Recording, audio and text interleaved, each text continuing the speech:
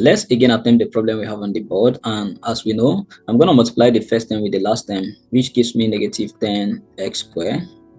So this can also be written as 2x multiplied by negative 5x. Now writing our equation, I'm going to have 2x squared plus 2x minus 5x minus 5 equals 0, which if I factorize, I'm going to have 2x into x plus 1 minus 5 into x plus 1 equals 0. So now I have 2x minus 5 into x plus 1 equals 0. So what this implies is that 2x minus 5 is equal 0, or x plus 1 is equal 0.